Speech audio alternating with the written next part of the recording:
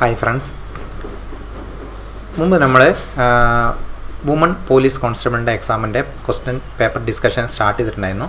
So അതിൻ്റെ part 1 ചെയ്തതിന് ശേഷം കുറച്ച് കാലത്തിന് ശേഷമാണ് ഈ പാർട്ട് 2 ചെയ്യുന്നത് കേട്ടോ. സോ അതിൻ്റെ വീഡിയോ നിങ്ങൾ കണ്ടിട്ടില്ലെങ്കിൽ ഞാൻ താഴെ ഡിസ്ക്രിപ്ഷനിലായിട്ട് കൊടുക്കാം, അല്ല മുകളിലായിട്ട് ലിങ്ക് കൊടുക്കാം. ഇത് പാർട്ട് 2 ആണ്. സോ ഇതിൽ കോമൺ ആയിട്ട് ഞാൻ പറയുന്ന പോലെ ഫൈനൽ ആൻസർ കീ വെച്ചിട്ടാണ് ക്വസ്റ്റ്യൻ ഡിസ്കഷൻ സ്റ്റാർട്ട് ചെയ്യുന്നത്. കണക്റ്റഡ് ആയിട്ടുള്ള ഫാക്ട്സൊക്കെ വെച്ചിട്ടാണ് മെയിനായിട്ട് ഇതിപ്പോൾ ചെയ്യുന്നതിൻ്റെ ഒരു കാരണം എന്ന് വെച്ചാൽ കുറേ ഫോഴ്സ് എക്സാമുകൾ വരുന്നുണ്ട് നമുക്ക് ഈ അടുത്ത 2025 ജൂലൈ ആഗസ്റ്റ് മാസങ്ങളിലായിട്ട് എന്ത് ചെയ്യുന്നുണ്ട്, കോൺസ്റ്റബിൾ എക്സാമുകൾ ഒത്തിരി വരുന്നുണ്ട്. സോ അതിനൊക്കെ എന്തായിരിക്കും ഒരു ഉപകാരപ്രദമാകുന്ന രീതിയിലാണ് ഇതിൻ്റെ കണക്റ്റഡ് ഫാക്ട്സ് പറഞ്ഞിട്ട് പോകുന്നത്. ഓക്കെ, അപ്പോൾ ജസ്റ്റ് ആൻസർ മാത്രം പറഞ്ഞിട്ട് പോകുന്നതല്ല, ഇതുമായിട്ട് ബന്ധപ്പെട്ടിട്ടുള്ള കണക്റ്റഡ് ആയിട്ടുള്ള ഫാക്ട്സുകൾ നിങ്ങൾക്കറിയാം. കോമൺ ആയിട്ട് ചോദിക്കുന്ന കുറേ ഫാക്ട്സുകളുണ്ട്, അതൊക്കെ ഡിസ്കഷനിൽ വരും. റെഡി? സോ 1 മുതൽ 10 വരെ ഞാൻ പറഞ്ഞു, ഓൾറെഡി ഡിസ്കഷൻ ചെയ്തതാണ്. അതിൻ്റെ വീഡിയോ ഞാൻ ഡിസ്ക്രിപ്ഷനിൽ കൊടുക്കാം. ഇതിൽ രണ്ടാമത്തെ പാർട്ട് 2 ആണ്. ഇതിൽ ഡിസ്കസ് ചെയ്യുന്നത് 11 മുതലുള്ള ക്വസ്റ്റ്യൻ ആണ്. ഓക്കെ, അപ്പോൾ 11 മുതലുള്ള ക്വസ്റ്റ്യൻ എടുക്കുകയാണെങ്കിൽ ആദ്യം ഒരു ഇൻട്രോ പറയുകയാണെങ്കിൽ ഏറ്റവും ചെറിയ യൂണിയൻ ടെറിട്ടറി ഒക്കെ മുമ്പ് ചോദിച്ചിട്ടുണ്ട്. 11ാമത്തെ ക്വസ്റ്റ്യൻ 12 കറണ്ട് അഫെയർ ആണ്. 13 ചോദിച്ചു കഴിഞ്ഞു, പ്രസൻ്റായിട്ട് ചോദിച്ചു കഴിഞ്ഞിട്ടുണ്ട്, GDP സാമ്പത്തിക പരിഷ്കരണമായിട്ട് ബന്ധപ്പെട്ടത്. 14 ധനകാര്യ സ്ഥാപനങ്ങൾ അതിൻ്റെ ആസ്ഥാനം കോമൺ ആയിട്ട് ചോദിക്കുന്നതാണ്, ചോദിച്ചിട്ടുണ്ട്. 15 ചോദിച്ചു കഴിഞ്ഞതാണ്. 16 കേരള ഫോറസ്റ്റ് റിസർച്ച് ഇൻസ്റ്റിറ്റ്യൂട്ട് ചോദിച്ചിട്ടുണ്ട്. 17 അതും പ്രീവിയസ് ഇയർ ക്വസ്റ്റ്യൻ ആണ്. 18 പ്രീവിയസ് ഇയർ ക്വസ്റ്റ്യൻ ആണ്. 19 പ്രീവിയസ് ഇയർ ക്വസ്റ്റ്യൻ ആണ്. 20 പ്രീവിയസ് ഇയർ ക്വസ്റ്റ്യൻ ആണ്. സോ ഇതിൽ ഏകദേശം 11 മുതൽ 20 വരെയുള്ള ക്വസ്റ്റ്യൻസ് അനലൈസ് ചെയ്യുമ്പോൾ നമുക്ക് മനസ്സിലാവുന്ന കാര്യം എന്താണ്, ഒരു കറണ്ട് അഫെയർ ക്വസ്റ്റ്യൻ ഒഴിച്ചു കഴിഞ്ഞാൽ മറ്റ് ക്വസ്റ്റ്യൻസ് ഒക്കെ എന്താണ്, പ്രീവിയസ് ആയിട്ട് ചോദിച്ച ക്വസ്റ്റ്യൻ ആണ്. എന്തായാലും അതുമായിട്ട് ബന്ധപ്പെട്ട കണക്റ്റഡ് ആയിട്ടുള്ള ഫാക്ട്സുകളും അതിൻ്റെ ആൻസേഴ്സും എന്തൊക്കെയാണെന്നുള്ളത് ഒന്ന് ഡിസ്കസ് ചെയ്യാം. 11ാമത്തെ ക്വസ്റ്റ്യൻ എന്താ, ഇന്ത്യയിലെ ഏറ്റവും ചെറിയ യൂണിയൻ ടെറിട്ടറി ഏതാണ്? ഏറ്റവും ചെറിയ യൂണിയൻ ടെറിട്ടറി, കേന്ദ്രഭരണ പ്രദേശം ഏതാണെന്നാണ് ക്വസ്റ്റ്യൻ. സോ ഇതിൽ ഞാൻ ക്ലാസ് എടുക്കുമ്പോഴൊക്കെ പറയാറുണ്ട്, ഏറ്റവും ചെറുതെന്ന് പറയുമ്പോൾ പക്ഷേ അതിൻ്റെ പേരിലൊരു ലക്ഷ്യമുണ്ട്. ഏറ്റവും ചെറുതാണ്, പക്ഷേ പേരിലൊരു ലക്ഷ്യമുണ്ട്. അപ്പോൾ ലക്ഷദ്വീപാണ് എന്ത്, ഏറ്റവും ചെറിയ യൂണിയൻ ടെറിട്ടറി. ഏറ്റവും വലുത് ഏതാ? ഏറ്റവും വലിയ യൂണിയൻ ടെറിട്ടറി വലുത് ഓർത്തോക്കണേ, ചോദിക്കാറുണ്ട്. വലുത് ഇപ്പോൾ ലഡാക്കാണ്. ലഡാക്ക് ഏറ്റവും വലിയ union territory Ladakh. Okay, so ഇതിൽ എപ്പോഴും നമ്മൾ ഓർത്തോക്കേണ്ടത് ഏറ്റവും ചെറുതും വലുതും സ്റ്റേറ്റ് സംസ്ഥാനങ്ങളുടെ പേരുകൾ ഓർത്തോക്കണം, അതേപോലെ കേന്ദ്രഭരണ പ്രദേശങ്ങളുടെ പേരും ഓർത്തോക്കണം, ഏറ്റവും വലുതും ചെറുതും. ഏറ്റവും വലിയ സ്റ്റേറ്റ് സംസ്ഥാനമാണ് ഏത്? രാജസ്ഥാൻ. ഏറ്റവും ചെറിയ സ്റ്റേറ്റ് ആണ് ഏത്? ഗോവ. അതേപോലെ ലഡാക്ക് ഞാൻ ഇപ്പോൾ പറഞ്ഞു, ഏറ്റവും വലിയ എന്താണ്, യൂണിയൻ ടെറിട്ടറി അല്ലെങ്കിൽ കേന്ദ്രഭരണ പ്രദേശമാണ്. ഏറ്റവും ചെറുത് ഓൾറെഡി ക്വസ്റ്റ്യനിൽ ചോദിച്ചത് തന്നെ ലക്ഷദ്വീപാണ്. ഇനി ഇതിൽ 2 ഫാക്റ്റുകൾ കൂടി തന്നിട്ടുണ്ട്, നിങ്ങൾ നോക്കുക. ഇതെന്താണ്? കച്ച്, അതേപോലെ മാഹി. ഇത് ജില്ലയാണ് കേട്ടോ, ജില്ല. ഏറ്റവും വലിയ ജില്ലയാണ് കച്ച്. ഓക്കെ, ഏറ്റവും വലിയ ജില്ലയാണ് കച്ച്. എവിടെയാണ് കച്ച് വരുന്നത്? ഗുജറാത്തിലാണ് ഏറ്റവും വലിയ, ഇന്ത്യയിലെ ഏറ്റവും വലിയ ജില്ലയാണ് ഗുജറാത്തിലെ കച്ച്. ഏറ്റവും ചെറിയ ജില്ലയാണ് മാഹി കേട്ടോ, ഏറ്റവും ചെറിയ ജില്ലയാണ് മാഹി. മാഹി എവിടെ വരുന്നത്? മാഹി പോണ്ടിച്ചേരി എന്നുള്ള കേന്ദ്രഭരണ പ്രദേശത്തിൻ്റെ ഭാഗമാണ് മാഹി. ഓക്കെ, ഏറ്റവും ചെറിയ ജില്ല മാഹിയാണ്. ആ 2 ഫാക്ട് ഓർത്ത് നോക്കുക, ചോദിക്കാൻ ചാൻസ് ഉള്ള ഒരു ടൈപ്പാണ് അതൊക്കെ. ഇനി ലക്ഷദ്വീപുമായിട്ട് നമ്മൾ ആൻസർ ഏതായിരുന്നു? ലക്ഷദ്വീപായിരുന്നു. സോ ലക്ഷദ്വീപുമായിട്ട് ബന്ധപ്പെട്ട് പറയുകയാണെങ്കിൽ കുറച്ച് ഫാക്റ്റുകൾ കോമൺ ആയിട്ട് ചോദിക്കാറുണ്ട്. ഒന്ന്, ലക്ഷദ്വീപിൻ്റെ ഔദ്യോഗിക ഭാഷ ഏതാ? ഒരിക്കലും മറന്നു വരുന്നത് മലയാളമാണ്. ലക്ഷദ്വീപിൻ്റെ ഔദ്യോഗിക ഭാഷ മലയാളം. എന്നാൽ ലക്ഷദ്വീപിൽ മലയാളം കൂടാതെ മറ്റൊരു ഭാഷ കൂടി സംസാരിക്കുന്നുണ്ട്. ഏതാ അത്? മലയാളത്തിൻ്റെ ഏകദേശം ആ ഒരു പേര് പോലെ തന്നെ തോന്നും നിങ്ങൾക്ക്, മഹൽ. ആ എച്ച് മാറ്റി തന്നെ മലയാളം എന്നുള്ളത് അതിൽ കാണാം. സോ മഹൽ ഭാഷ സംസാരിക്കുന്ന കേന്ദ്രഭരണ പ്രദേശം ചോദിച്ചു കഴിഞ്ഞാൽ ഏത് എഴുതണം? ലക്ഷദ്വീപ് എഴുതണം. ഇനി ലക്ഷദ്വീപിൽ ലക്ഷം ദ്വീപുകളൊന്നുമില്ല, അവിടെ ആകെ എത്ര ദ്വീപുകളേ ഉള്ളൂ? 36 ദ്വീപുകളേ ഉള്ളൂ. അതിൽ തന്നെ 11 എണ്ണത്തിലെ എന്തിനുള്ളൂ? ജനങ്ങൾ താമസിക്കുന്നുള്ളൂ. സോ 36 ദ്വീപുകൾ കൂടി ചേർന്നാണ് ലക്ഷദ്വീപ് എന്നുള്ളതും ഓർത്ത് വെക്കുക. ലക്ഷദ്വീപിൻ്റെ ആസ്ഥാനമാണ് കവരത്തി. ഓക്കെ, ലക്ഷദ്വീപിൻ്റെ ആസ്ഥാനം കവരത്തി, ഓർത്ത് വെക്കണേ. ലക്ഷദ്വീപിൻ്റെ ആസ്ഥാനം കവരത്തി. ഇനി ലക്ഷദ്വീപിൽ എപ്പോഴും ചോദിക്കുന്ന ഒരു പക്ഷി സങ്കേതമുണ്ട്, അല്ല വന്യജീവി സങ്കേതം എന്നും ചോദിക്കാം കേട്ടോ. എങ്ങനെയായാലും അതാണ് PT പക്ഷി സങ്കേതം കേട്ടോ, ഓർത്ത് വെക്കണേ. PT പക്ഷി സങ്കേതം അല്ലെങ്കിൽ PT വന്യജീവി സങ്കേതം വരുന്നത് എവിടെയാണ്? ലക്ഷദ്വീപിലാണ്.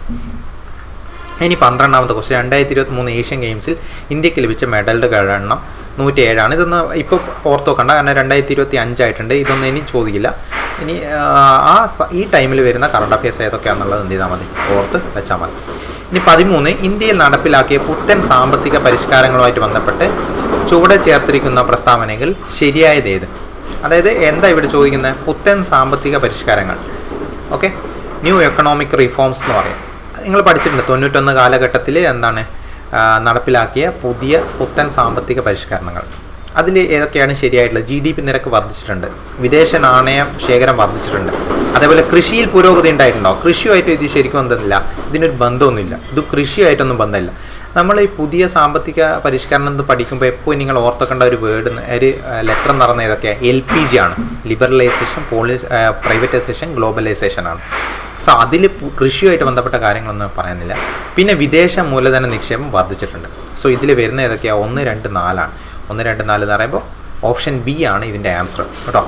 പുത്തൻ സാമ്പത്തിക പരിഷ്കാരങ്ങൾ ഞാനൊന്ന് ജസ്റ്റ് പറയാം. ഒന്ന്, ആരുടെ ഗവൺമെൻറ് കാലത്താണ് ഇത് വരുന്നത്? PV നരസിംഹറാവുവിൻ്റെ ഗവൺമെൻറ് ഉള്ള ടൈമിലാണ് എന്ത് ചെയ്യുന്നത്, 91 കാലഘട്ടങ്ങളിലാണ് പുത്തൻ സാമ്പത്തിക നയങ്ങൾ നടപ്പിലാക്കുന്നത്. അന്നത്തെ ധനകാര്യമന്ത്രിയായിരുന്നു ആര്? ഡോക്ടർ മൻമോഹൻ സിംഗ്. അത് ചോദിക്കാറുണ്ട്, അതുകൊണ്ടാണ് ഞാനത് എടുത്തിട്ട് എന്ത് ചെയ്തത് ഇവിടെ കൊടുത്തത്. ഇനി അതിൽ വരുന്ന 3 കാര്യങ്ങൾ ഞാൻ പറഞ്ഞു. LPG, liberalisation, privatisation, globalisation. ഇത് ചോദിക്കുമ്പോൾ എപ്പോഴും നിങ്ങൾ എന്ത് ഓർത്ത് വെക്കണം എന്ന് വെച്ചാൽ ഇതിൻ്റെ ഡെഫിനിഷൻ ഓർത്ത് വെക്കണം. കാരണം ഇതിൻ്റെ ഡെഫിനിഷൻ ഇപ്പോൾ ഇത് റീസെൻ്റായിട്ട് ചോദിച്ചിട്ടുണ്ട്. എന്താ? രാഷ്ട്രത്തിൻ്റെ സാമ്പത്തിക പ്രവർത്തനങ്ങളിലുള്ള സർക്കാർ നിയന്ത്രണങ്ങൾ സ്വാധീനം പരിമിതപ്പെടുത്തുന്നതിനെ എന്ത് വിളിക്കും എന്ന് ചോദിച്ചാൽ അത് ലിബറലൈസേഷൻ അല്ലെങ്കിൽ ഉദാരവൽക്കരണമാണെന്നുള്ളത് എന്ത് ചെയ്യണം, നിങ്ങൾക്ക് കിട്ടണം. അതുകൊണ്ടാണ് ഞാൻ ഡെഫിനിഷൻ പറയുന്നത്. കോമൺലി ഡെഫിനിഷൻ ഇങ്ങനെയുള്ള ഡെഫിനിഷൻസ് ചോദിക്കാറുണ്ട്. ഇനി എന്ത്, ഈ സ്വകാര്യവൽക്കരണം അല്ലേ വിളിക്കുന്നത്? പ്രൈവറ്റൈസേഷൻ കേട്ടോ. മൂലധന നിക്ഷേപ സ്വകാര്യവൽക്കരണമാണ് ഡിസ്ഇൻവെസ്റ്റ്മെൻറ്റ്. ഓക്കെ, അതിൽ പ്രൈവറ്റൈസേഷൻ അത് വേറെ തന്നെ വരുന്നുണ്ട്. പ്രൈവറ്റൈസേഷൻ ഉള്ള ടേം വേറെ തന്നെയാണ്. അപ്പോൾ പൊതുമേഖല ഡിസ്ഇൻവെസ്റ്റ്മെൻറ്റിൻ്റെ ഒരു എന്താണ് ഡെഫിനിഷനാണ് ഇവിടെ പറഞ്ഞിരിക്കുന്നത്. കാരണം ഡിസ്ഇൻവെസ്റ്റ്മെൻറ്റ് ചോദിക്കാറുണ്ട്. മൂലധന നിക്ഷേപ സ്വകാര്യവൽക്കരണം. ഓക്കെ, പൊതുമേഖലാ സ്ഥാപനങ്ങളുടെ ഓഹരികൾ, ചില പൊതുമേഖലാ ബാങ്കുകളുടെ ഒക്കെ എന്ത് ചെയ്യും, അത് പ്രൈവറ്റൈസ് ചെയ്യുന്നതൊക്കെ നിങ്ങൾ കാണാറുണ്ട്. ഇനി അടുത്ത് ഗ്ലോബലൈസേഷൻ്റെ ഡെഫിനിഷനും പഠിച്ചു നോക്കണം. കാരണം മൂലധനം, സാങ്കേതികവിദ്യ, ഉൽപ്പന്നങ്ങൾ എന്നിവയ്ക്ക് നിയന്ത്രണങ്ങളില്ലാതെ ഒരു രാജ്യത്ത് നിന്ന് മറ്റു രാജ്യത്തേക്ക് വ്യാപിപ്പിക്കുന്നതിനാണ് എന്ത് വിളിക്കുന്നത്? ആഗോളവൽക്കരണം അല്ലെങ്കിൽ ഗ്ലോബലൈസേഷൻ എന്ന് വിളിക്കുന്നത്. ഓക്കെ, ഇനി 14, ഇത് സെക്രട്ടേറിയറ്റ് OAയുടെ ഒരു ക്വസ്റ്റ്യൻ ആയിട്ട് ചോദിച്ചിട്ടുണ്ടായിരുന്നു കേട്ടോ. ഓർത്ത് നോക്കണേ. അതിൽ പ്രൈവറ്റൈസേഷൻ ആയിരുന്നു അന്ന്, ലിബറലൈസേഷൻ ആയിരുന്നു അന്ന് എന്ത് ചെയ്ത് ചോദിച്ചത്. 14, താഴെ പറയുന്ന വിവിധ ധനകാര്യ സ്ഥാപനങ്ങൾ അവയുടെ ആസ്ഥാനങ്ങൾ എന്നിവയുടെ പട്ടികയിൽ നിന്നും യോജിക്കാത്തത് കണ്ടെത്താൻ വേണ്ടിയിട്ടാണ്. ഇതിലേതാ യോജിക്കാത്തതെന്നുള്ളത്? അത് കോമൺ ആയിട്ട് എപ്പോഴും ചോദിക്കാറുള്ളതാണ്. ലോക വ്യാപാര സംഘടന ജനീവ, അതേപോലെ ലോക ബാങ്ക് വാഷിങ്ടൺ, അന്താരാഷ്ട്ര നാണയനിധി വാഷിങ്ടൺ, ഏഷ്യൻ വികസന ബാങ്ക് ബീജിംഗ് അല്ല. ഏഷ്യൻ ഡെവലപ്മെൻറ്റ് ബാങ്ക് ഇവിടെ വരുന്ന മനിലയാണ് കേട്ടോ. Manila Asian development bank Manila. ഇതൊക്കെ ഓർത്ത് വെക്കുന്ന, എപ്പോഴും കോഡ് വെച്ചിട്ട് ഓർത്ത് വെക്കുന്ന ഏറ്റവും നല്ലത് കേട്ടോ. ഇപ്പോൾ ലോക വ്യാപാര സംഘടന, വ്യാപാരം എന്ന് പറയുന്നത് എപ്പോഴും ഈ വ്യാജൻ എന്നുള്ള ഓർത്ത് വന്നാൽ വ്യാപാരം നടത്തുമ്പോൾ എപ്പോഴും പ്രശ്നം ഉണ്ടാകുന്ന ഒരു കാര്യമാണെന്ത്? വ്യാജ ഉൽപ്പന്നങ്ങൾ. അപ്പോൾ വ്യാജൻ എന്ന് ഓർത്ത് വെച്ചാൽ വ്യാപാര സംഘടന ജനീവ എന്നുള്ളത് എന്ത് ചെയ്യും, അവിടെ കിട്ടും.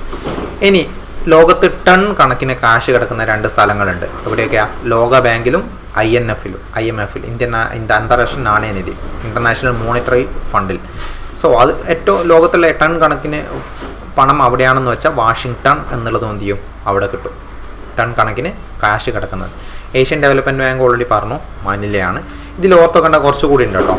ഒന്ന്, ജനീവ വരുന്ന ഈ കാര്യങ്ങളൊക്കെ ഓർത്തുവെക്കണം. കാരണം ജനീവയിലെ ഇതൊക്കെ എന്ത് ചെയ്യാണ്ട് ഓൾറെഡി വേൾഡ് ട്രേഡ് ഓർഗനൈസേഷൻ നമ്മൾ പറഞ്ഞ ലോക വ്യാപാര സംഘടന, അതുകൂടാതെ അന്താരാഷ്ട്ര തൊഴിൽ സംഘടന. അപ്പോൾ വ്യാപാരം എന്ന് പറയുന്നത് തൊഴിൽ എന്ന് പറയുന്നത് ഒരേപോലെ ഓർത്ത് വെച്ചാൽ ജനീവ എന്ത് ചെയ്യും, അവിടെ കിട്ടും.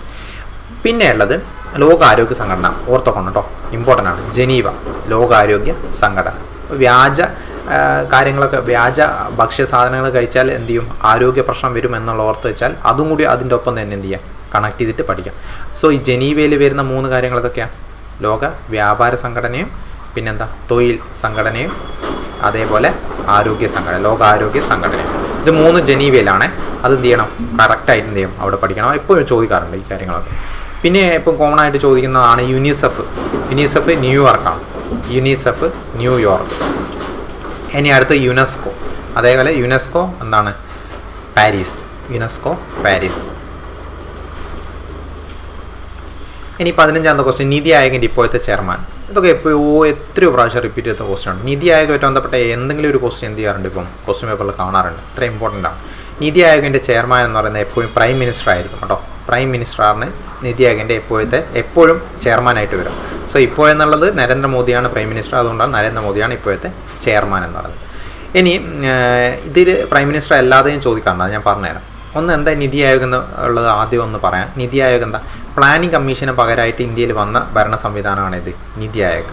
ആദ്യം പ്ലാനിംഗ് കമ്മീഷനായിരുന്നു, അത് പിന്നീട് എന്തായിട്ട് മാറി, നീതി ആയോഗായിട്ട് മാറി. നീതി ആയോഗിൻ്റെ ഫുൾ ഫോം ചോദിക്കാറുണ്ട്, national institution for transforming India കേട്ടോ. നിലവിൽ വന്ന ഡേറ്റ് ചോദിക്കാറുണ്ട് 2015 ജനുവരി 1 കേട്ടോ. വിത്ത് ഡേറ്റ് ആണ് ചോദിക്കാറുള്ളത്. 2015 ജനുവരി 1. ജനുവരി 1 ഓർത്തൊക്കെ എളുപ്പമാണല്ലോ, ന്യൂ ഇയർ ആയതുകൊണ്ട് 2015 ജനുവരി 1 എന്നുള്ളത് എന്ത് ചെയ്യാം, ഓർത്തൊക്കെ. ഇനി നീതി ആയോഗ് എന്നുള്ളത് ഒരു ഉപദേശക സമിതിയാണെന്നുള്ള ഒരു സ്റ്റേറ്റ്മെൻറ്റ് തന്നാൽ ശരിയാണോ തെറ്റാണോ എന്ന് ചോദിക്കണം. അത് ശരിയായുള്ള സ്റ്റേറ്റ്മെൻ്റ് ആണ് കേട്ടോ. ഉപദേശക സമിതിയാണ് ഈ നീതി ആയോഗ് എന്നുള്ളത്. ഇനി നീതി ആയോഗിൻ്റെ ഇപ്പോഴത്തെ കേസാണ് ഞാനിപ്പോൾ ക്ലാസ് എടുക്കുമ്പോൾ ഉള്ളത്. ഇപ്പോഴത്തെ ചെയർപേഴ്സൺ നടന്നത്, ചെയർപേഴ്സൺ എല്ലായ്പ്പോഴും എന്ത് തന്നെയായിരിക്കും, പ്രൈം മിനിസ്റ്റർ ആയിരിക്കും. സോ ഇപ്പോഴത്തെ നരേന്ദ്രമോദിയാണ്. ഇനി ഇപ്പോഴത്തെ വൈസ് ചെയർപേഴ്സൺ കേട്ടോ, VC വൈസ് ചെയർപേഴ്സൺ എന്നതാണ് സുമൻ ബെർ. പഠിച്ചു നോക്കണം, ഇമ്പോർട്ടൻ്റ് ആണ്. ഇപ്പോഴത്തെ എന്ന് പറയുന്നത് നിങ്ങൾ എപ്പോഴാണ് എക്സാം എഴുതാൻ പോകുന്നത് ആ ടൈമിലുള്ളത് നിങ്ങൾ പഠിച്ചു നോക്കണം. ഇനി CEO BVR സുബ്രഹ്മണ്യം കേട്ടോ, BVR സുബ്രഹ്മണ്യം.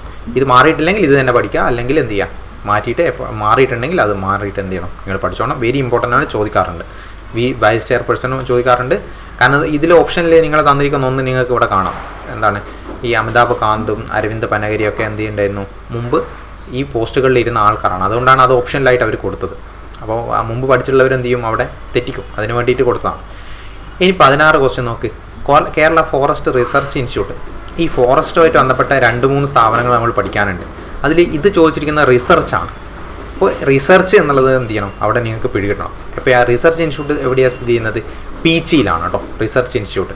അത് നിങ്ങൾ ഓർത്ത് വെച്ചാൽ, നിങ്ങൾ എപ്പോഴെങ്കിലും ഒരു ഫോറസ്റ്റിൽ ഒരു കാട്ടിൽ റിസർച്ച് ചെയ്യാൻ പോയാൽ അവിടെ നമ്മൾ കോമൺ ആളുകൾക്ക് പോയി കഴിഞ്ഞാൽ അവിടെ ആകെ കാണുന്നത് എന്തായിരിക്കും, പച്ച കളർ മാത്രമേ കാണൂ അല്ലേ. നമ്മളൊരു റിസർച്ച് എന്നൊക്കെ പറഞ്ഞിട്ട് കാട്ടിൻ്റെ ഉള്ളിലേക്ക് കയറി കഴിഞ്ഞാൽ ആകെ കാണുന്നത് പച്ച കളർ മാത്രമായിരിക്കും. സോ പച്ച അല്ലെങ്കിൽ പീച്ചി എന്ന് ഓർത്ത് വെച്ചാൽ മതി. സോ റിസർച്ചിന് പോയി കഴിഞ്ഞാൽ കാണാൻ പറ്റുന്ന ആകെ പച്ച കളറേ ഉണ്ടാവും എന്നുള്ളത് എന്ത് ചെയ്യും. കാരണം ഇതേപോലുള്ള 2-3 വരാണ്ട്, അതാണ് ഞാനിത് പറയാൻ പോകുന്നത്. ഒന്ന്, അത് കേരള ഫോറസ്റ്റ് ഡിപ്പാർട്ട്മെൻറ്റ് സ്ഥിതി ചെയ്യുന്നത് വഴുതക്കാടാണ് കേട്ടോ.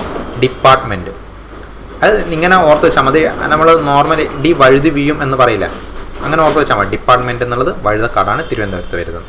ഇനി കേരള ഫോറസ്റ്റ് ഡെവലപ്മെൻറ്റ് കോർപ്പറേഷൻ, ഇതൊക്കെ ചോദിക്കാറുണ്ട്, അതുകൊണ്ടാണ് ഞാനിതൊക്കെ എടുത്ത് പറയുന്നത്. കേരള ഫോറസ്റ്റ് ഡെവലപ്മെൻറ്റ് കോർപ്പറേഷൻ എന്നുള്ളതും കോട്ടയം എന്നുള്ളതും കണക്ട് ചെയ്യാം. ഓക്കെ, ഓരോന്നിലും കണക്ട് ചെയ്യുന്നത് ഫോറസ്റ്റായിട്ട് കണക്ട് ചെയ്തിട്ട് കാര്യമില്ല, കാരണം എല്ലാത്തിലും ഫോറസ്റ്റ് കോമൺ ആയിട്ട് വരുന്നുണ്ട്. സോ ഇതിൽ കണക്ട് ചെയ്യേണ്ട ആ ഒരു ഭാഗം നിങ്ങൾക്ക് മനസ്സിലാവും. ഇതിൽ കോർപ്പറേഷനായിട്ടാണ് കണക്ട് ചെയ്യേണ്ടത്. കോർപ്പറേഷൻ വരുന്നത് കോട്ടയത്താണ്. ഇനി ഡിപ്പാർട്ട്മെൻറ്റ് വരുന്നത് വഴുതക്കാടാണ്. അതേപോലെ ക്വസ്റ്റ്യനിൽ ചോദിച്ചിരിക്കുന്ന റിസർച്ച് വരുന്നത് പീച്ചിയാണ്. ഓക്കെ, പത്തനംതിട്ടയിലെ പീച്ചി. ഇനി ഫോറസ്റ്റ് ഡിവിഷൻ, കേരളത്തിലെ ഫോറസ്റ്റ് ഡിവിഷൻസ് എത്ര എണ്ണം ഉണ്ട്? കേരളത്തിൽ 36 ഡിവിഷൻസ് ആണല്ലോ കേട്ടോ, 36 ഡിവിഷൻസ്. ഓക്കെ, അത് വലുതും ചെറുതും കോന്നി എന്നൊക്കെ നിങ്ങൾ പഠിച്ചിട്ടുണ്ടാവും. അതൊക്കെ റാങ്ക് ഫയൽ നോക്കിയിട്ട് കുറച്ചൊക്കെ എന്ത് ചെയ്യുക, പഠിച്ചു നോക്കാം. 36 കേരളത്തിലെ 36 ഫോറസ്റ്റ് ഡിവിഷൻസ് ആണുള്ളത്. അത് എന്ത് ചെയ്യുക, ഒന്ന് ഓർത്ത് നോക്കാം. ഇനി ഇതിലൊന്നുകൂടി ഉണ്ടോ, കേരളത്തിലെ ആദ്യത്തെ ഫോറസ്റ്റ് അക്കാദമി ആയിലാണെന്നുള്ളത് അരിപ്പ എന്നുള്ളത് എന്ത് ചെയ്യാം, ഓർത്ത് നോക്കാം. ട്രിവാൻഡ്രമാണ് കേട്ടോ, അരിപ്പ വരുന്നത് ട്രിവാൻഡ്രം. കാരണം അരിപ്പ പക്ഷി സങ്കേതമൊക്കെ നിങ്ങൾ പഠിച്ചിട്ടുണ്ടാവണം. അരിപ്പ പക്ഷി സങ്കേതം സ്ഥിതി ചെയ്യുന്ന എവിടെയാണ്, തിരുവനന്തപുരത്താണ്. സോ കേരളത്തിലെ ആദ്യത്തെ ഫോറസ്റ്റ് അക്കാദമി സ്ഥിതി ചെയ്യുന്ന എവിടെയാണ്, അരിപ്പ. ഇനി 17ാമത്തെ ക്വസ്റ്റ്യൻ നോക്കിയാൽ, ഹരിത വിപ്ലവവുമായിട്ട് ബന്ധപ്പെട്ട ചുവടെ ചേർത്തിരിക്കുന്ന പ്രസ്താവനകളിൽ ശരിയായിട്ടുള്ളത് ഏത്? ഹരിത വിപ്ലവം അല്ലെങ്കിൽ ഗ്രീൻ റവല്യൂഷനാണ് ചോദിച്ചിരിക്കുന്നത്. ഒന്ന്, ഭക്ഷ്യധാന്യങ്ങളുടെ കാര്യത്തിൽ ഇന്ത്യ സ്വയം പര്യാപ്തത നേടി. കറക്റ്റാണ് കേട്ടോ. MS സ്വാമിനാഥനാണ് ഇന്ത്യൻ ഹരിത വിപ്ലവത്തിൻ്റെ പിതാവ്. ശരിയാണ്. ഭക്ഷ്യധാന്യങ്ങളുടെ ഇറക്കുമതി എന്ത് ചെയ്തു, കുറഞ്ഞു. കാരണം ഓൾറെഡി നമുക്ക് ഇവിടെ തന്നെ ഉൽപ്പാദിപ്പിക്കാൻ പറ്റുന്നുണ്ട്. ഇന്ത്യയിൽ പ്രധാനമായി ഹരിത വിപ്ലവം ഗോതമ്പ് വിപ്ലവം എന്നറിയപ്പെടുന്നത്. കാരണം ഗോതമ്പിലാണ് ഏറ്റവും അധികം ഗുണം അവിടെ ഉണ്ടായിട്ടുള്ളത്. ഓക്കെ, സോ ഈ 4 സ്റ്റേറ്റ്മെൻറ്റ് ശരിയാണ്. സോ 1, 2, 3, 4 ഇതിൻ്റെ ആൻസർ. ഹരിത വിപ്ലവമായിട്ട് ബന്ധപ്പെട്ട് പറയുകയാണെങ്കിൽ MS സ്വാമിനാഥൻ ഇമ്പോർട്ടൻ്റ് പേഴ്സണാലിറ്റിയാണ്. ഹരിത വിപ്ലവത്തിൻ്റെ പിതാവ് ആരാ, അതൊക്കെ പോട്ടെ. ഹരിത വിപ്ലവത്തിൻ്റെ പിതാവ് കോമൺ ആയിട്ട് ചോദിച്ചു കഴിഞ്ഞാൽ നിങ്ങൾ ഓർത്തുകൊണ്ട് നോർമൻ ബോർലോഗാണ് കേട്ടോ. ഇന്ത്യൻ ഹരിത വിപ്ലവം എന്ന് ചോദിച്ചു കഴിഞ്ഞാൽ മാത്രമേ ഏതിലേക്ക് പോകാവൂ, MS സ്വാമിനാഥനിലേക്ക് പോകാവൂ. ഇയാളാണ് ഇന്ത്യൻ ഹരിത വിപ്ലവത്തിൻ്റെ പിതാവ്. ഇദ്ദേഹത്തിൻ്റെ ഒരു ബുക്ക് ഇടയ്ക്ക് ചോദിക്കാറുണ്ട്, അതായത് the quest for A world without hunger. Okay, the quest for A world without hunger, ഇതാണ് അദ്ദേഹത്തിൻ്റെ ആ ഒരു ബുക്കിൻ്റെ പേര്. ഇനി ഏറ്റവും കൂടുതൽ ഇതുണ്ടാക്കിയിരിക്കുന്ന ഞാൻ പറഞ്ഞു, ഏറ്റവും കൂടുതൽ നേട്ടം നേടിയ ഭക്ഷ്യവിള എന്ന് പറയുന്നത് ഗോതമ്പാണ്. അതുകൊണ്ട് ആ ഗോതമ്പ് വിപ്ലവം എന്നുകൂടി ഇതിൻ്റെ പേര് വിളിക്കുന്നത്. ഇനി ഏറ്റവും കൂടുതൽ നേട്ടം ഉണ്ടാക്കിയ നാണ്യവിള ഏതാണെന്ന് ചോദിച്ചാൽ അത് കരിമ്പാണ് കേട്ടോ. അത് ഓർത്ത് വെക്കണം, അത് ചോദിച്ചിട്ടുണ്ട് മുമ്പ്. കരിമ്പാണ് ഏറ്റവും കൂടുതൽ ഗുണം കിട്ടിയ നാണ്യവിള. ഇനി 1960 പകുതി മുതൽ 1970 പകുതി വരെയാണ് ഹരിത വിപ്ലവത്തിൻ്റെ ഒന്നാം ഘട്ടം. എന്തിനാണ് ഇത് പറഞ്ഞതെന്ന് വെച്ചാൽ ഇത് മുമ്പ് ഒരു പ്രിലിംസിനായിരുന്നു എൻ്റെ ഒരു ഓർമ്മ, ഇത് ചോദിച്ചിട്ടുണ്ട്. ഹരിത വിപ്ലവത്തിൻ്റെ ഒന്നാം ഘട്ടം എന്ന് വിളിക്കുന്നത് എപ്പോഴാണെന്നല്ല, 1960 മുതൽ 60 പകുതി മുതൽ 70 പകുതി വരെ കേട്ടോ. ഏകദേശം 65-66 കാലഘട്ടത്തിലാണ് എന്ത് ചെയ്യുന്നത്, ഹരിത വിപ്ലവം സ്റ്റാർട്ട് ചെയ്യുന്നത്. സോ അതുമുതൽ 75-76 കാലഘട്ടം വരെയാണ് ഒന്നാം ഘട്ടം. ഇനി 18ാമത്തെ ക്വസ്റ്റ്യൻ, ആസൂത്രണ കമ്മീഷൻ നിലവിൽ വന്നത് 1950 കേട്ടോ. ആസൂത്രണ കമ്മീഷൻ നിലവിൽ വന്നത് ഇപ്പോൾ 1950 ആസൂത്രണ കമ്മീഷൻ നിലവിൽ വന്നത്. ഇനി ആസൂത്രണ കമ്മീഷനുമായിട്ട് ബന്ധപ്പെട്ട് കുറച്ച് കാര്യങ്ങൾ പറയാം. ഒന്ന്, പ്ലാനിംഗ് കമ്മീഷനാണ് ഈ ആസൂത്രണ കമ്മീഷൻ. ഓൾറെഡി പ്ലാനിംഗ് കമ്മീഷൻ ഞാൻ പറഞ്ഞിട്ടുണ്ട്. പ്ലാനിംഗ് കമ്മീഷന് പകരമായിട്ട് വന്നിരിക്കുന്ന ആരായിരുന്നു, നീതി ആയോഗാണ് വന്നത്. പ്ലാനിംഗ് കമ്മീഷന് പകരം വന്ന ഇൻസ്റ്റിറ്റ്യൂഷനാണ് നീതി ആയോഗ്. ഈ പ്ലാനിംഗ് കമ്മീഷൻ്റെ മുമ്പത്തെ പ്രധാന ജോലി എന്ന് പറയുന്നത് പഞ്ചവത്സര പദ്ധതികളുടെ, അതായത് 5 ഇയർ പ്ലാനിൻ്റെ രൂപരേഖ ഉണ്ടാക്കുക എന്നുള്ളതായിരുന്നു. ഓക്കെ, അങ്ങനെ ഉണ്ടാക്കുന്ന രൂപരേഖകൾക്ക് അംഗീകാരം നൽകിയിരുന്ന ഒരു ഇൻസ്റ്റിറ്റ്യൂഷനാണ് ഇത് നാഷണൽ ഡെവലപ്മെൻറ്റ് കൗൺസിൽ, NDC എന്ന് വിളിക്കും. ഓക്കെ, ദേശീയ വികസന സമിതി. 1952 എന്ത് ചെയ്തത്, ഇത് നിലവിൽ വന്നത്. ഇത് പഠിച്ചു നോക്കണം. നാഷണൽ ഡെവലപ്മെൻറ്റ് കൗൺസിൽ നിലവിൽ വന്നത് 1952, ചോദിച്ചിട്ടുണ്ട്, മുമ്പ് ചോദിക്കാറുണ്ട്. ഓക്കെ, നാഷണൽ ഡെവലപ്മെൻറ്റ് കൗൺസിൽ, അതായത് ദേശീയ വികസന സമിതി. പഞ്ചവത്സര പദ്ധതികൾക്ക് അംഗീകാരം നൽകിയിരുന്ന സമിതിയാണ് ഇത്, ഈ സമിതി. പ്ലാനിംഗ് കമ്മീഷനെ പറ്റി ഞാൻ കൂടുതൽ പറയുന്നില്ല, കാരണം പ്ലാനിംഗ് കമ്മീഷൻ അതിനുശേഷം മാറിയിട്ട് എന്തായിട്ട് മാറി, നീതി ആയോഗായിട്ട് മാറി. അത് ഓൾറെഡി നമ്മളിപ്പോൾ പഠിച്ചു. നീതി ആയോഗ് 2015 ജനുവരി 1 നിലവിൽ വന്നതെന്നൊക്കെ പഠിച്ചു. ഇനി അതിൻ്റെ ഫുൾ ഫോം പഠിച്ചു. പ്രൈം മിനിസ്റ്ററാണ് അതിൻ്റെ ചെയർപേഴ്സൺ എപ്പോഴെന്ന് പറഞ്ഞു, ഒക്കെ പഠിച്ചിട്ടുണ്ട്. ഈ ഒരു സെഷനിൽ തന്നെ പഠിച്ചു. ഇനി 19 ഭരണഘടനാ നിർമ്മാണ സഭ കേട്ടോ. നിർമ്മാണ സഭയാണ് കോൺസ്റ്റിറ്റ്യൂവൻ്റ് അസംബ്ലിയായിട്ട് ബന്ധപ്പെട്ട കാര്യമാണ് ചോദിക്കുന്നത്. താഴെ പറയുന്ന പ്രസ്താവനകൾ ശരിയായിട്ടുള്ള ഏതാണെന്നാണ്. ഭരണഘടനാ നിർമ്മാണ സഭയുടെ പ്രഥമ സമ്മേളനം 1946 ഡിസംബർ 9 പഠിച്ചു നോക്കണേ. ഡിസംബർ 9 പ്രഥമ സമ്മേളനം. ഈ സമിതിയുടെ മുഴുവൻ അംഗങ്ങൾ രാജ്യത്തിൻ്റെ വിവിധ പ്രവിശ്യകളിലെ നിയമസഭാംഗങ്ങൾ നേരിട്ട് തിരഞ്ഞെടുത്തതല്ല കേട്ടോ. നേരിട്ടൊന്നല്ല, നാമനിർദ്ദേശം ചെയ്തിട്ടൊക്കെ വന്ന ഒത്തിരി പേരുണ്ട് അതിൽ. ഓക്കെ, 389 പേരായിരുന്നു ആദ്യത്തെ ആദ്യം അംഗങ്ങളായിട്ടുണ്ടായിരുന്നത്. ഫസ്റ്റ് 46 ഡിസംബറിൽ ആ ടൈമിൽ ഉണ്ടായിരുന്നത്. അതിൽ തന്നെ എല്ലാവരും എന്ത് ചെയ്തില്ല, നേരിട്ട് തിരഞ്ഞെടുത്ത് വന്നവരൊന്നല്ല, അവർ നാമനിർദ്ദേശം ചെയ്ത് വന്നവരും ഉണ്ടായിരുന്നത്. ഇനി സമിതിയുടെ രൂപീകരണം ക്യാബിനറ്റ് മിഷൻ നിർദ്ദേശം അനുസരിച്ചാണ്. ശരിയായിട്ടുള്ള സ്റ്റേറ്റ്മെൻറ്റ് കേട്ടോ. ICയിൽ 1, 3 ശരിയായിട്ടുള്ളത്. ഓപ്ഷൻ B ആണ്. 1, 3 പ്രസ്ഥാനം മാത്രമേ ഇതിൽ ശരിയായിട്ടുള്ളൂ. സോ 389 ഞാൻ പറഞ്ഞു. നിയമനിർമ്മാണ സഭയുടെ തുടക്ക കാലഘട്ടത്തിലെ അംഗങ്ങളാണ് ഏത്, ഈ 389 ചോദിക്കാറുണ്ട് കേട്ടോ. അതിനുശേഷം ഇന്ത്യ പാകിസ്ഥാൻ വിഭജനം നടക്കും. സോ വിഭജനം നടക്കുമ്പോൾ സ്വാഭാവികമായിട്ടും എന്ത് ചെയ്യും, പാകിസ്ഥാനിലെ വരുന്ന ആ പ്രവിശ്യകളിലെ അംഗങ്ങളൊക്കെ എന്ത് ചെയ്യും, തിരിച്ചു പോകും, അതിൽ നിന്ന് ഒഴിഞ്ഞിട്ട് പോകും. അങ്ങനെ വിഭജനത്തിന് ശേഷം ഉണ്ടായിരുന്ന അംഗങ്ങളുടെ എണ്ണാണ് എത്ര, 299. ഇനി അതൊക്കെ പോട്ടെ. ഈ ഭരണഘടനാ നിർമ്മാണ സഭയുടെ പ്രഥമ സമ്മേളനം, ഫസ്റ്റ് സമ്മേളനത്തിൽ 207 പേരാണ് പങ്കെടുത്തത് കേട്ടോ. ആദ്യത്തെ സമ്മേളനം നടക്കുന്ന എപ്പോഴാണ്, ഡിസംബർ 9. സോ ഡിസംബർ 9 നിങ്ങൾ നോക്കിയാൽ ഡിസംബർ 9 എത്ര പേരുണ്ടായിരുന്നു, 207 പേരുണ്ടായിരുന്നു. അത് 2, 7, 9 എന്നുള്ള രീതിയിൽ എന്ത് ചെയ്താൽ മതി, ഒരു കണക്ഷൻ അവിടെ കൊടുത്താൽ മതി. ഇനി ആ ഡിസംബർ 9 ആരെ തിരഞ്ഞെടുക്കുന്നത്, സച്ചിദാനന്ദ സിൻഹയെ താൽക്കാലിക ചെയർപേഴ്സണായിട്ട് തിരഞ്ഞെടുക്കുന്നത് കേട്ടോ.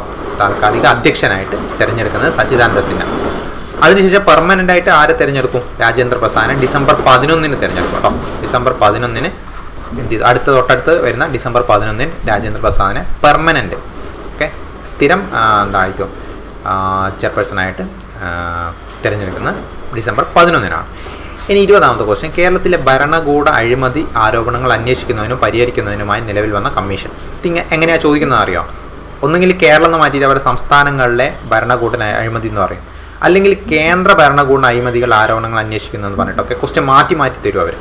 സോ ഇത് കേരളത്തിലായതുകൊണ്ട് സംസ്ഥാനമാണ്. സംസ്ഥാനത്തിലെ കേരള സംസ്ഥാന ലോകായുക്ത കേട്ടോ. കേരള സംസ്ഥാന ലോകായുക്തയാണ് എന്ത് ചെയ്യുന്നത്, അഴിമതി ആരോപണങ്ങൾ അന്വേഷിക്കുന്നത്. ഇനി ഇത് സെൻട്രൽ ആണെങ്കിൽ എന്താണ് ഇതിൻ്റെ പേര്, ലോക്പാൽ. ചോദിച്ചിട്ടുണ്ട് മുമ്പ്, എന്താ കേന്ദ്രത്തിലെ ഭരണകൂട അഴിമതികൾ ആരോപണങ്ങൾ അന്വേഷിക്കുന്നതിനും പരിഹരിക്കുന്നതിനും നിലവിൽ വന്ന കമ്മീഷൻ ചോദിച്ചാൽ ഏതാ ആൻസർ, ലോക്പാൽ. സോ കേന്ദ്രത്തിലാവുമ്പോൾ അതെന്താണ്, ലോക്പാലാണ്, മറന്നു വരട്ടെ. ഇനി ലോകായുക്തയുടെ കാര്യങ്ങളെന്ന് പറയാം. അതായത് സംസ്ഥാനങ്ങളിലാവുമ്പോൾ അതിൻ്റെ പേരെന്താ, ലോകായുക്തയാണെന്ന് ഞാൻ ഓൾറെഡി പറഞ്ഞു, ലോകായുക്ത. ഓക്കെ, അതിൽ ആരാണ് ഈ ലോകായുക്തയെ നിയമിക്കുന്നത്, ഗവർണറാണ് നിയമിക്കുന്നത് കേട്ടോ. ഗവർണറാണ് നിയമിക്കുന്നതെങ്കിലും അതിനൊരു സെലക്ഷൻ കമ്മിറ്റി ഉണ്ട്, ചീഫ് മിനിസ്റ്ററൊക്കെ ചേർന്നിട്ടുള്ള, മുഖ്യമന്ത്രി അതേപോലെ ഹൈക്കോടതി ജഡ്ജൊക്കെ ചേർന്നിട്ടുള്ള ഒരു 5 അംഗ സെലക്ഷൻ കമ്മിറ്റി ഉണ്ട്. അത് ഞാൻ പറയുന്നില്ല. ആ 5 അംഗ സെലക്ഷൻ കമ്മിറ്റി ആണ് ശുപാർശ ചെയ്യുക. ആ ശുപാർശ പ്രകാരമാണ് ഗവർണർ നിയമിക്കുന്നത്. ഇനി യോഗ്യത എന്താണെന്ന് വെച്ചാൽ, ഒന്നെങ്കിൽ റിട്ടയർഡ് സുപ്രീം കോടതി ജഡ്ജ് ആയിരിക്കണം, അതില്ലെങ്കിൽ റിട്ടയർഡ് ഹൈക്കോടതി ജഡ്ജ് ആയിരിക്കണം, ജസ്റ്റിസ് ആയിരിക്കണം, അല്ലെങ്കിൽ റിട്ടയർഡ് ഹൈക്കോടതി ചീഫ് ജസ്റ്റിസ് ഇല്ലെങ്കിൽ ജഡ്ജി ആയാൽ മതി. സോ ഇതാണ് അവരുടെ യോഗ്യത എന്ന് പറയുന്നത്. ഇനി അവരുടെ ലോകായുക്തയുടെ കാര്യമാണ് പറയുന്നത് കേട്ടോ, ലോക്പാലല്ല, ലോകായുക്ത. ലോകായുക്തയുടെ കാലാവധി 5 വർഷം അല്ലെങ്കിൽ 70 വയസ്സാണ്. ഇനി കേരളത്തിലെ ഫസ്റ്റ് ലോകായുക്ത എന്ന് പറയുന്നത് ആരായിരുന്നു, PC ബാലകൃഷ്ണ മേനോനാണ്. കേരളത്തിലെ ഫസ്റ്റ് ലോകായുക്തയായിട്ട് വന്നിട്ടുള്ളത് PC ബാലകൃഷ്ണ മേനോൻ. ഇനി ഇപ്പോഴത്തെ ഫാക്റ്റുകൾ ഞാൻ ജസ്റ്റ് ഒന്ന് പറയാം. ഇപ്പോൾ എന്നാലും ഞാൻ വീഡിയോ എടുക്കുന്ന ടൈമിലുള്ളതാണ്. ജസ്റ്റിസ് N അനിൽകുമാർ ഇപ്പോഴത്തെ ലോകായുക്ത കേരളത്തിലെ. ഓക്കെ, 2025 ജൂലൈ 13, ഞാനിപ്പോൾ ക്ലാസ് എടുക്കുന്ന ആ ടൈമിലുള്ള Lokayukta justice N Anilkumar. Okay, അപ്പോൾ ടേം ഓൾറെഡി പറഞ്ഞു, 5 ഇയേഴ്സാണ് അതിൻ്റെ കാലാവധി. ഇനി ലോകായുക്ത ആക്ട് കേരളത്തിൽ വന്നിരിക്കുന്നത് 99-ലാണ് കേട്ടോ, 1999-ലാണ്. ഇനി ഫസ്റ്റ് ഹോൾഡർ ആദ്യത്തെ ആളായിരുന്നു, ഓൾറെഡി പറഞ്ഞു, PC ബാലകൃഷ്ണ മേനോനാണ് ആദ്യത്തെ ലോകായുക്ത, കേരള ലോകായുക്ത എന്നുള്ളത്. സോ ഇതോടെ 20 ക്വസ്റ്റ്യൻ ആയില്ലേ, 20ാമത്തെ ക്വസ്റ്റ്യൻ അല്ലേ ഇത്, 20 ക്വസ്റ്റ്യൻ ആയി. അടുത്ത ക്വസ്റ്റ്യൻസ് 10 ക്വസ്റ്റ്യൻസ് നമുക്ക് എന്ത് ചെയ്യാം, അടുത്തൊരു പാർട്ടിലാക്കി ചെയ്യാം. Okay, by.